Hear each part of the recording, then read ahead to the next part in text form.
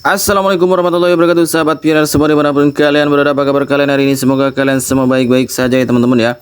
Kembali lagi kita akan membahas seputar aplikasi Pi Network dan berita-berita terbaru dari Pi Network.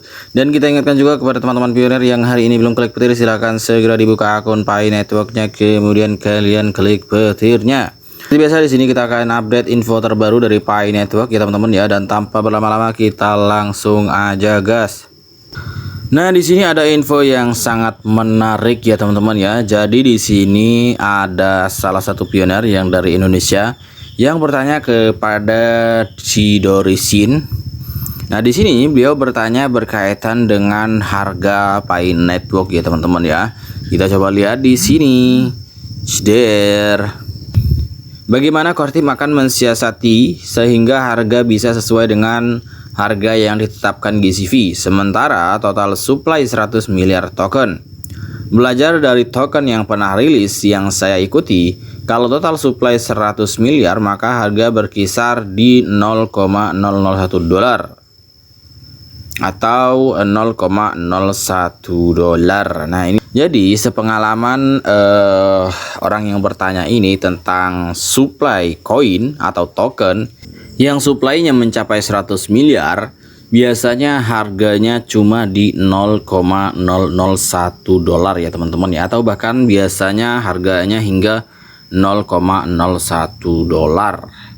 Nah, ini jadi pertanyaan kawan pioner kita ini ya. Ini supply-nya 100 miliar tapi kok harga yang digembar-gemborkan 314.000 dolar. Nah, ini kan mungkin beliau merasa ini kayak nggak masuk akal ya teman-teman ya.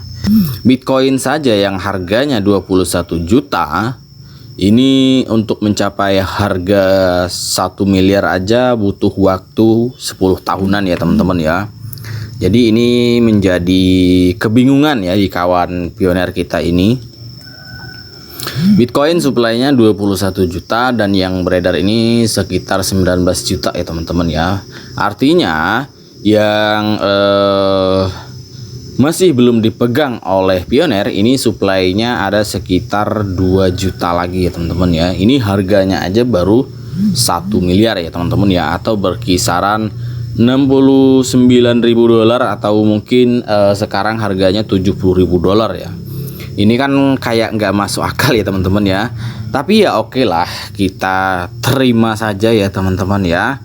Ini kan menurut pendapat si Doris. Nah di sini kita coba lihat balasan si Dorisin ya terkait pertanyaan rekan pioner kita ini. Di sini jawabannya sangat penting bagi Anda untuk tidak memanfaatkan seluruh persediaan 100 miliar token Pi. Perkiraan token Pi yang tersedia akan berjumlah sekitar 1,6 hingga 2 miliar ketika mainnet diluncurkan. Dan saat ini hanya ada hampir 1,1 miliar token Pi yang beredar.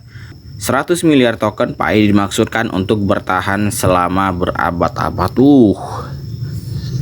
Ternyata anggapan si Dorisin, supply token 100 miliar token ini dimaksudkan untuk jangka panjang ya teman-teman ya. Bahkan jangka panjangnya di sini disebutkan hingga berabad-abad. Ini menurut saya agak gimana ya teman-teman ya, agak terlalu berlebihan ya. Kemudian dan Pi tidak akan diterbitkan lagi kecuali dalam kondisi deflasi atau situasi khusus lainnya. Nah ini guys, si Doris ini sebetulnya mengerti atau tidak dengan konsep cryptocurrency ya. Kayaknya sih cuma sekedar apa ya, ya begitulah ya teman-teman. Ya usah kita lanjutkan. Tingginya harga Pi dirancang untuk mempertahankan nilainya selama ratusan tahun dan memfasilitasi penyelesaian perdagangan internasional. GCV dapat menolak spekulasi dan menjaga stabilitas untuk tujuan mata uang ketika harganya GCV 314.159 dolar. Selain itu, ketika harga Pi cukup tinggi, ia berfungsi sebagai kunci otomatis. Oke. Jika teman-teman membaca white paper dari Pi Network, sebetulnya supply yang diterbitkan nanti ketika open mainnet ini mungkin hanya sekitar 10 miliar token ya teman-teman ya. Nah untuk lebih jelasnya kita coba telusuri dari white papernya Pi Network ya.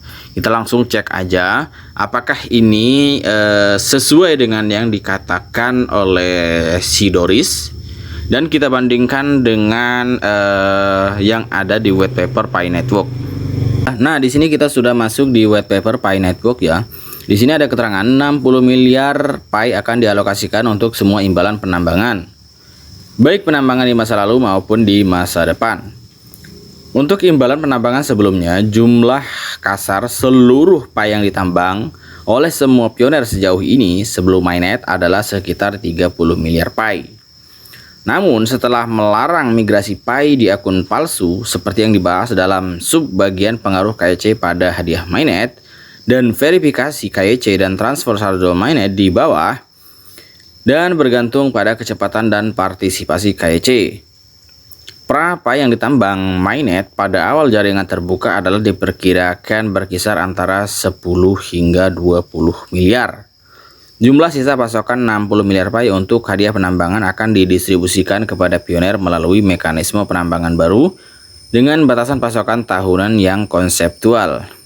Batasan pasokan tahunan tersebut akan ditentukan berdasarkan formula menurun. Batas tahunan dapat dihitung berdasarkan basis yang lebih terperinci seperti per hari atau jangka waktu yang lebih kecil secara dinamis, bergantung pada faktor-faktor seperti rasio penguncian dan sisa pasokan jaringan saat itu. Perhitungan batas pasokan berdasarkan periode waktu granular membantu mencapai kurva alokasi yang baik dan lancar sepanjang waktu. Nah, ini ya teman-teman ya, di sini diperkirakan nanti ketika sudah diluncurkan Open Mainnet, mungkin distribusi ini antara sekitar 10 hingga 20 miliar token ya teman-teman ya. Ini mungkin separuh dari token Pi yang kita lock up ya. Karena lock up teman-teman pioner ini kan bervariasi ya. Ada yang 5 tahun, ada yang 3 tahun, bahkan ada yang 6 bulan ya, ada yang 1 tahun. Nah, yang diucapkan si Dorisin ini kayaknya agak gimana ya, agak simpang siur ya teman-teman ya. Oke, ini aja dulu ya teman-teman ya. Sekian saja, assalamualaikum warahmatullahi wabarakatuh.